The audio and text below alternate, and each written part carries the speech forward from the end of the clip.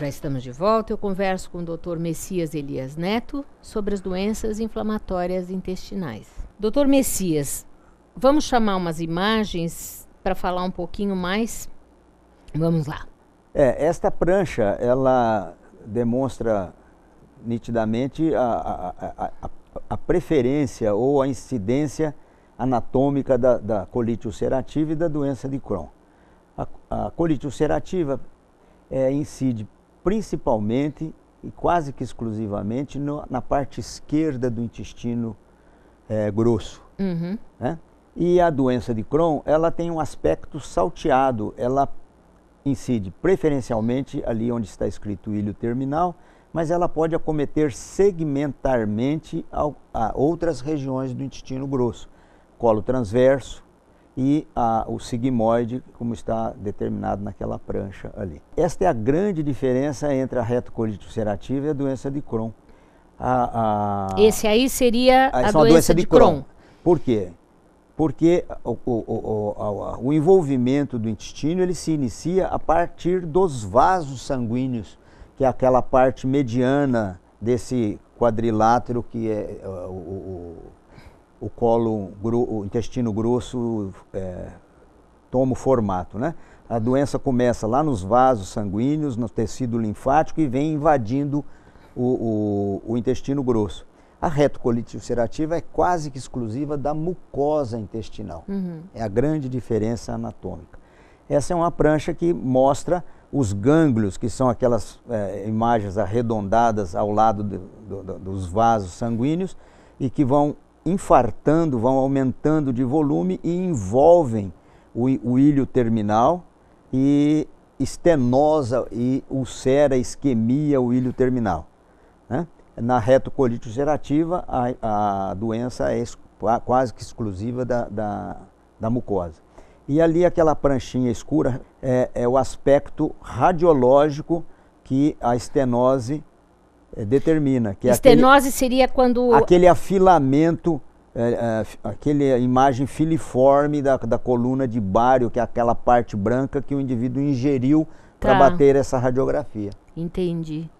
E isso tudo causado por pessoas que têm algum problema emocional, que têm algum estresse, são essa doentes... é a característica principal que acomete a maior parte dos doentes. Todos eles têm um componente emocional preponderante. Que coisa, hein?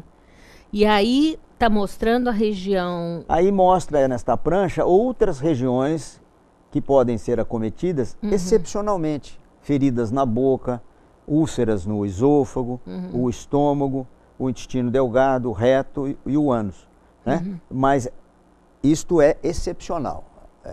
A doença incide o Crohn no ilho terminal e a retocolite no reto e no sigmoide. E a pessoa tem muitas dores, no caso, né? Tem. Isso seria dentro, isso é o intestino? Isso é o exame endoscópico, é uma televisão que é introduzida dentro do intestino do doente e a gente vê estas imagens, essas amareladas que são ulcerações, né?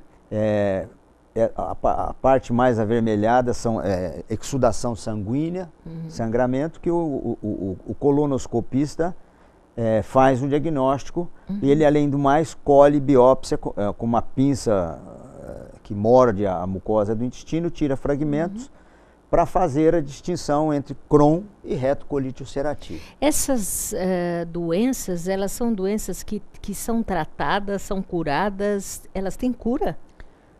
Não, infelizmente não. Essas doenças elas têm controle médico. A maior parte dos doentes, quando aderem satisfatoriamente ao tratamento, eles ficam sob controle, com fases de agudização. Felizmente, casos graves que se iniciam e levam o doente a um resultado desastroso, até a morte, são raros. São raros, mas eles podem ocorrer. Devido que sangra, e o médico é obrigado a intervir, a tirar todo o intestino do doente, porque o sangramento é muito intenso, e pode ocorrer até a morte do paciente. Porque no Crohn a pessoa vai tendo que cortar pedaços do intestino onde está havendo essa estenose, não é isso? A cirurgia tanto na retocolite ulcerativa como na doença de Crohn, ela não é o tratamento de eleição. O médico deve retardar o máximo possível a indicação cirúrgica para as complicações da doença, a não ser que elas sejam imperativas. Por quê? Porque quanto mais cedo se opera o doente, mais vezes o doente será operado. Esta prancha aí, olha, ela mostra o acometimento do ânus, e é quase que exclusivo esse aspecto na doença de Crohn. São ulcerações que fistulizam na pele, formam trajetos, aqueles buracos que tem ali, tem comunicação com o intestino, então o indivíduo perde fezes por aqueles buracos ali. Que tristeza, meu Deus. Este é um aspecto característico da retocolite ulcerativa. Olha a importância da superfície que perde sangue no intestino, quer dizer, levando o indivíduo a anemia, emagrecimento. Mas onde é isso? Isso é no reto do paciente. Meu Deus. Da retocolite ulcerativa. Né? O calibre do intestino é praticamente preservado, diferente da doença de Crohn, que o calibre é estreitado, porque a doença avança por fora e abraça o intestino. Aqui não, aqui a doença é da mucosa para a parede. Vamos falar mais no nosso próximo bloco. Tá, ok. Ouça agora uma dica do Alberto Santini Filho, terapeuta ortomolecular.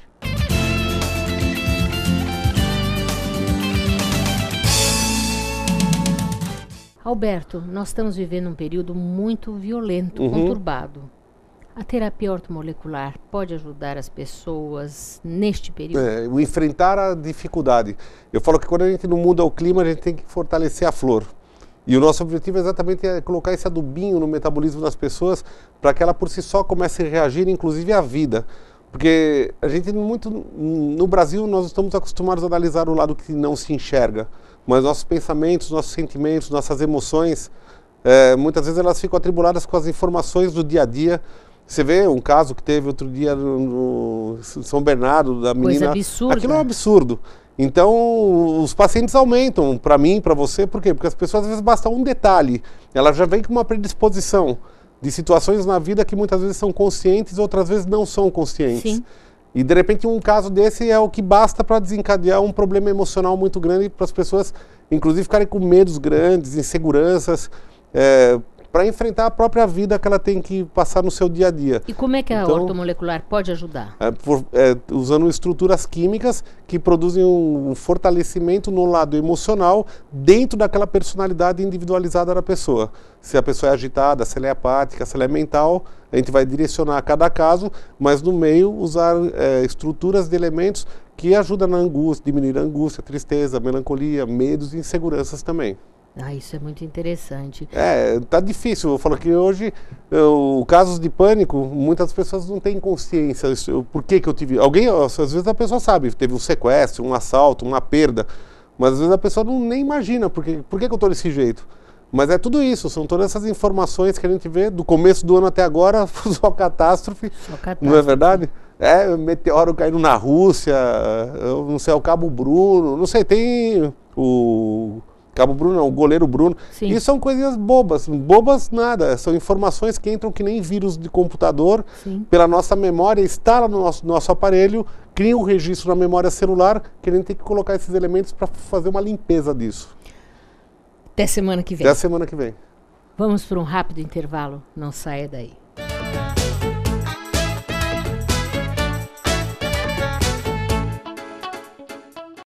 O Smart Center oferece salas executivas que podem ser utilizadas por hora, dia ou mês, além de auditórios para treinamentos, cursos e seminários, salas de reuniões e o exclusivo programa Link, em que o cliente pode divulgar o endereço e telefone do Smart Center para receber encomendas, correspondências e recados. Uma opção inteligente que tem como diferencial aliar comodidade e baixos custos. Smart Center, o seu escritório virtual definitivo.